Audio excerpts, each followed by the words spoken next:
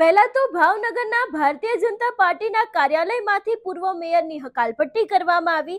એ બાદ આજ પૂર્વ મેયર દ્વારા એવું કહેવામાં આવ્યું કે આ કોઈના બાપની પાર્ટી નથી, અમે બનાવેલી પાર્ટી છે।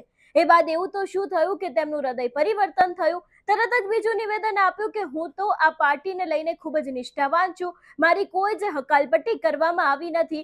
અને આ જ વિવાદોની વચ્ચે હવે સીધી જ મુલાકાત થઈ છે મુખ્યમંત્રી ભૂપેન્દ્ર પટેલની સાથે। સમગ્ર વિષય શું છે તેની વિગતે વાત કરીએ। નમસ્કાર, હું હંસિની અને તમે જોઈ રહ્યા છો નિર્ભય ન્યૂઝ। ગઈકાલે ભારતીય જનતા પાર્ટીના ભાવનગરના સંગઠનની અંદર જે અંદરોઅંદરનો ડખો છે તે ચરમસીમાએ પહોંચી ગયો। ભાવનગરના પૂર્વ મેયર છે ભરત બારડ, એમની હકાલપટ્ટી કરવામાં આવી। એક વિડીયો સામે આવ્યો જેમાં તેઓ બોલી રહ્યા છે કે આ કોઈના બાપની પાર્ટી નથી, દરેક લોકોએ ભેગા થઈને બનાવેલી પાર્ટી છે।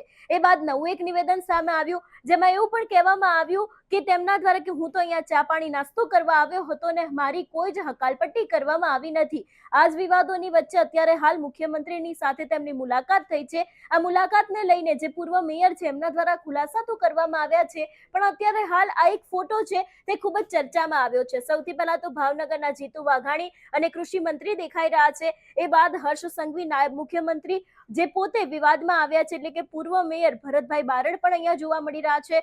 ગુજરાતના મુખ્યમંત્રી ભૂપેન્દ્ર પટેલ છે, જગદીશ વિશ્વકર્મા પ્રદેશ પ્રમુખ છે ને આ વ્યક્તિ પણ ભાવનગરના પૂર્વ મેયર છે એવી પણ વાત સામે આવી રહી છે। અત્યારે હાલ જે આખો આ ફોટો વાયરલ થયો છે એના ઉપરથી ઘણા બધા સવાલો ઉભા થઈ રહ્યા છે કે એક તરફ જે ભાવનગરના પૂર્વ મેયર ભરત બારડ હતા તે ખૂબ જ વિવાદોમાં આવ્યા હતા। ભારતીય જનતા પાર્ટીમાંથી તેમની હકાલપટ્ટી કરવામાં આવી હતી જે કાર્યાલય હતું ત્યાંથી। એ બાદ તેઓ એટલા બધા રોષે ભરાયા હતા, પાર્ટીને લઈને વાત કરવામાં આવી હતી। અચાનક જ નિવેદન બદલાઈ ગયું હતું ને આજે મુખ્યમંત્રીની સાથે જે મુલાકાત થઈ છે એના ઉપરથી પણ ઘણા બધા તર્ક વિતર્ક સર્જાઈ રહ્યા છે। ભાવનગરમાં ભારતીય જનતા પાર્ટીની વાત કરવામાં આવે તો અત્યારે હાલ ચૂંટણી ટાણે જીતુ વાઘાણી હોય કે ભાવનગરના બીજા જે દિગ્ગજ નેતાઓ હોય એ દરેક લોકો પોતાના પક્ષ માટે થઈને કામ કરી રહ્યા છે। ત્યારે હવે આ જે મુલાકાત હતી એને લઈને પૂર્વ મેયરનું પણ એક નિવેદન સામે આવ્યું છે જેમાં તેમનું પણ એવું માનવું છે કે હવે ચૂંટણી આવી રહી છે, આપણે દરેક લોકોએ જે ઉમેદવારોને પસંદ કરવામાં આવ્યા છે એ દરેક લોકોની મહેનત કરવાની છે ને આપણે આપણા પાર્ટીને વધારે ને વધારે ઊંચી લાવવાની છે। વધુમાં આ વિષયને લઈને પૂર્વ મેયરે શું કહ્યું તે સાંભળીએ।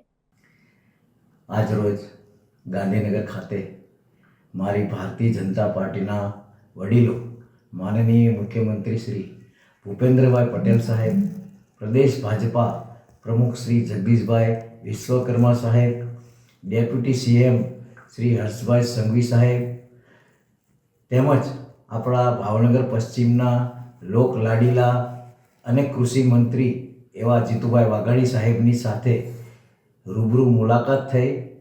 સ્થાનિક સ્વરાજ્યની સંસ્થાની ચૂંટણી સંદર્ભે મારી વાત મેં મોવડી મંડળ સમક્ષ મૂકી। ચર્ચાથી મને સંપૂર્ણ સંતોષ થયો। ભાજપ સિદ્ધાંતોને વરેલી પાર્ટી છે અને હું પણ પાર્ટીના સિદ્ધાંતોને વિચારોને લઈને કામ કરનાર પાયાનો કાર્યકર છું। આવનારી ભાવનગર મહાનગરપાલિકાની ચૂંટણીમાં તન મન અને ધનથી કામ કરીએ અને વિપક્ષને હરાવીએ।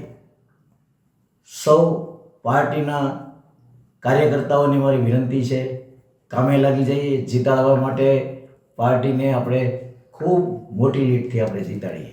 સૌને મારા જય સિયારામ।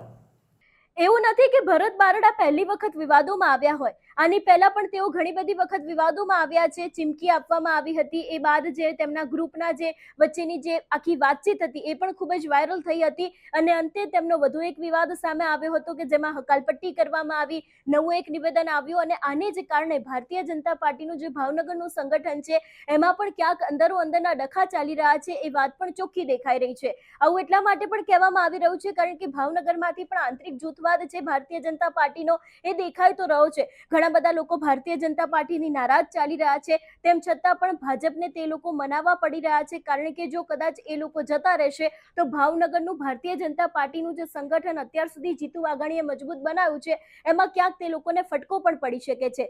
જોવાનું રહેશે કે જે રીતે અત્યારે હાલ આ મેયરની સીએમ સાથેની મુલાકાત થઈ છે એનો ખરો તર્ક શું નીકળે છે। તમારું શું માનવું છે આ દરેક વિષયને લઈને અમને કમેન્ટ કરીને ચોક્કસથી જણાવજો। તેની સાથે અમારી ચેનલ નિર્ભય ન્યૂઝને લાઇક, શેર અને સબસ્ક્રાઇબ કરવાનું ભૂલશો નહીં। નમસ્કાર।